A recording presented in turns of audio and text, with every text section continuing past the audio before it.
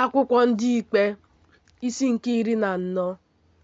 Samson wee rịdaruo Timna, hụ otu nwanyị n'ime Timna sitere n'ụmụ ndị inyom ndị Filistia.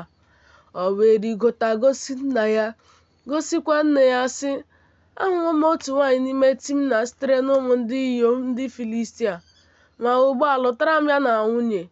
Nna ya na nne ya wee sị ya, ọ dịghị nwanyị dị n'etiti ụmụ ndị inyom ụmụnne gị, ma ọ bụ n'etiti ndị m niile, na gị onwe gị na-eje ịlụrụ nwunye sitere na ndị Filistia bụ ndị a na-ebighị ugwu.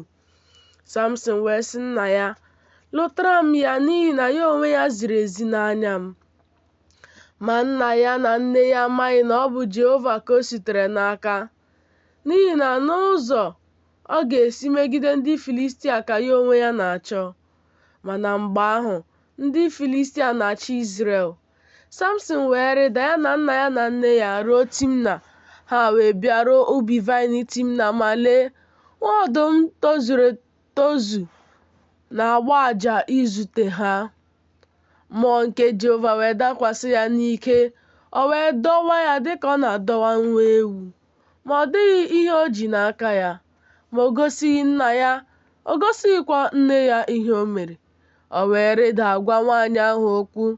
O ziri ezi n'anya Samson.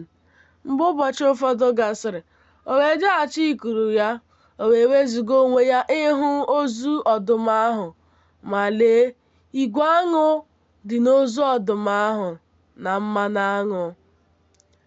O wee rara mmanụ aṅụ ahụ n'ọbụ aka ya abụọ wee na-eje, na-aracha ya ka ọ na-eje. O wee jekwuru nna ya, jekwurukwa nne ya, nye ha wee rachaa. Ma o gosighị ha na ọ bụ n'ozu ọdụm ka o siri rara mmanụ aṅụ ahụ. Nna ya wee rịdakwuru nwaanyị ahụ. Samson wee mee oke oriri n'ebe ahụ, n'ihi na otu a ka ụmụ okorobịa na-eme.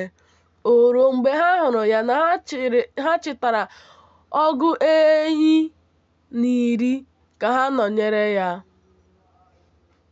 Samson wee sị ha, biko, ka m lụọrọ unu ilu. Ọ bụrụ na unu egosi m ya nke ọma n'ụbọchị 7 nke oke oriri a, ọ bụrụ na unu achọta ya, m ga-enye unu ya. M ga-enyekwa unu ọgụ uwe akwa ọcha 10 na ọgụ uwe mgbanwe 10. Ma ọ bụrụ na unu apụghị igosi m ya, unu onwe unu ga-enyekwa m ọgụ uwe akwa ọcha 10 na ọgụ uwe mgbanwe 10.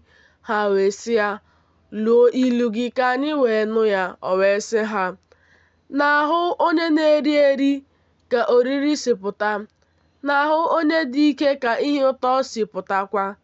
Ma ha apụghị igosi ilu ahụ n'ụbọchị 3.